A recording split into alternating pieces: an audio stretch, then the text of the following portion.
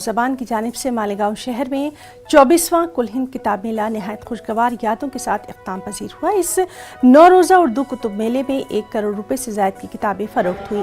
میلے کی اختتامی تقریب سے خطاب کرتے ہوئے قومی کونسل کے ڈائریکٹر پروفیسر عقیل احمد شیخ نے کہا کہ میں بہت خوش ہوں کہ میلے میں مالیگاؤں کی عوام نے ایک ریکارڈ بنا دیا۔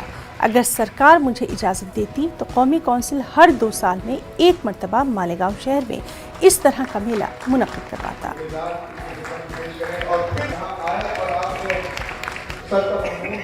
اور تمام 6000 گروپ بی میں اول انعام ہے JP۔ میں بہت خوش ہوں اور میرا دل جذباتی ہو رہا ہے یہاں کے لوگوں کے لیے۔